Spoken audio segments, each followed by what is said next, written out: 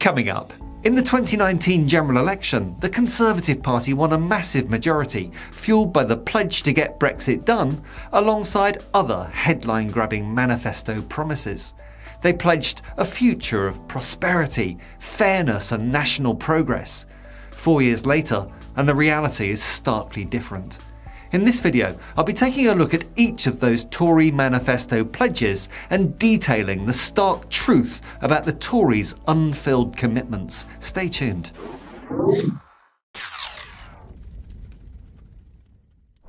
Manifesto promise number 1, a swift and beneficial Brexit. Well, the aftermath of Brexit has been anything but smooth.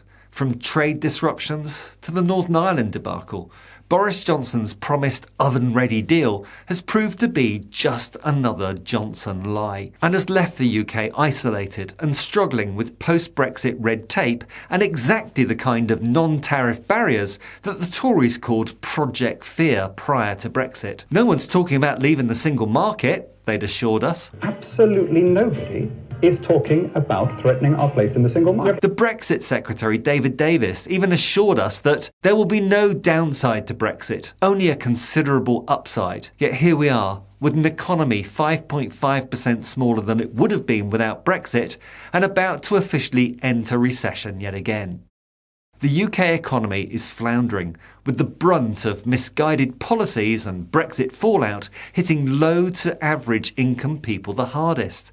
While corporations enjoy tax breaks and windfall profits in post-Brexit Britain, ordinary citizens such as you and I grapple with the cost of living crisis, real terms pay cuts and weakened employment rights. The promise of Brexit prosperity has been a cruel joke on anyone outside of the wealthy, Brexit-promoting elite with their overseas passports and their offshore tax dodges. The government's aggressive, almost warlike handling of Brexit negotiations was exemplified by chief negotiator, the ex-whiskey salesman and preposterously ennobled gammon, Lord David Frost.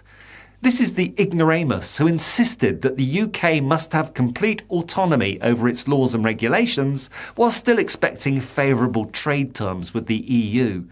His lack of knowledge, experience and intelligence, together with the diplomatic ability of a turd in a punch bowl, was breathtakingly shocking and led to the dysfunctional withdrawal agreement that we ended up with. The manifesto promise of a swift and beneficial Brexit was neither swift nor beneficial. Manifesto promise number 2, to build and fund 40 new hospitals, revitalising the NHS. That word new was doing a lot of the heavy lifting in that pledge. The government's claim of new hospitals includes many projects that were more like decoration than construction. Most were refurbishments and reconfigurations. And even then, the government cut their target from 40 to 32 hospitals back in 2020, and only 11 of them qualified as whole new hospitals, according to the National Audit Office. And yet still, the Public Accounts Committee has reported extreme concerns over the lack of progress and said it was highly likely that the pledge won't be met. The much-needed overhaul of the NHS and its funding remains a distant dream, with staff overworked, junior doctors still striking, facilities underfunded, buildings collapsing, and the health service on its knees. Manifesto promise number 3, 20,000 new police officers to ensure public safety. The numbers don't add up. Even with the new recruitment, the numbers of police officers won't return to the levels prior to the deep cuts made during the past decade of Tory austerity and underfunding. Many long-serving officers were lost through those cuts, and the new rookie officers now being recruited cannot replace the knowledge and experience lost. The streets aren't any safer under the Tories. In many regions, the police are understaffed and overburdened, reflecting a clear failure by the government in prioritising the safety and security of their citizens. Manifesto promise number 4, substantial investment to level up education. The promised levelling up policy remains a hollow slogan, with funds going disproportionately to marginal seats or Tory seats to be targeted by the opposition parties at the next election. Funny that, isn't it? Funding for education has therefore been very uneven across the regions, and the pandemic has further deepened the educational divide between the haves and the have-nots. The government's uneven approach has left a generation of pupils where the quality of their education is dictated by their postcode and whether or not their school was constructed from RAC, reinforced autoclaved aerated concrete, which has a shelf life of around 30 years and which is now rotting in many hundreds of schools up and down the country because of a lack of maintenance caused again by Tory cuts and austerity. Manifesto promise number 5. To achieve net zero carbon emissions by 2050. After the Tories' narrow win in their safe seat of Uxbridge last year, the narrative was that this was due to the Labour mayor's unpopular green policy of an ultra-low emission zone extended to all London boroughs. Since that narrow victory, Rishi Sunak and his government have declared green measures public enemy number 1 and rode back on previous international commitments on the environment. A 2023 progress report from the Climate Change Committee raised concerns about the 2050 target, saying there's hesitation to commit fully to the key pledges. Independent think tank Green Alliance now say that the UK remains off track to meet its net zero climate commitment by 2050. Insufficient policy ambition and a lack of delivery across all sectors remains. Sunak himself has U-turned on many of the Tories' commitments on green policies. For example, his delay in banning petrol vehicles. He instead unveiled a plan for drivers, saying, "The clampdown on drivers is an attack on the day-to-day lives of most people across the UK who rely on cars to get to work or to see their families." In fact, just as with their scare tactics over the inheritance tax, the government is trying to convince the average Brit that they'll be affected by a policy that in reality affects only a tiny fraction of the population. Manifesto promise number 6. End rough sleeping. Under the Blair government in the early noughties, rough sleeping was all but eradicated in the UK. But now it's rising again in Tory Britain, with over 3,000 rough sleepers in England alone on any given night.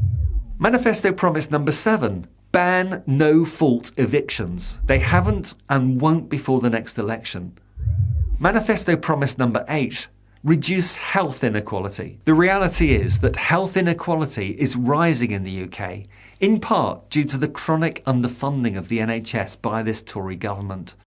A 2022 study by the Institute for Public Policy Research found people in the UK were getting sicker and poorer, and that there was a huge and increasing regional divide in health and wealth. No wonder when you look at these figures. In 2010, under a Labour government, spending on the NHS was in line with the European average. In the first 9 years of Tory government, the latest figures available, the spending gap between the UK and the European average was £30 billion. From being arguably the number 1 health service in the world beating, to coin a phrase, the NHS now has less beds per thousand of population than every other European country bar Sweden. A spectacular fall from grace. Manifesto promise number 9, a target of 300,000 new homes a year by the mid-2020s. In May 2022, former housing minister and celebrity immigrant hater Robert Jenrick said, "The government will miss its 300,000 homes a year manifesto pledge by a country mile." And last year, the cross-party Levelling Up Housing and Communities Committee said it was difficult to see how the government would hit the target of 300,000. The reality is that just 9,561 additional social homes were built in England last year, with waiting lists for social housing topping 1 million. The housing system, like so much else in Tory Britain, is completely broken. The Conservative Party's tenure in government has been a masterclass in failed promises, corruption and mismanagement. Each manifesto commitment, rather than a stepping stone to progress, has become instead a stark reminder of the government's inability to govern effectively. From half-baked Brexit plans to the neglected NHS, and from the widening educational divide to the economic deprivation faced by literally millions of Brits, the reality is a far cry from the glossy manifesto promises, and is a wonderful reminder of the 2 great rules in life. Rule number 1, never vote Tory. And rule number 2, never forget rule number 1. I'm not tribal when it comes to politics. I'll just be voting for whichever party is best placed to beat the Tory candidate in my constituency. And for me, that's a toss-up between Lib Dems and Labour. Will you be doing the same? Let me know in the comments below.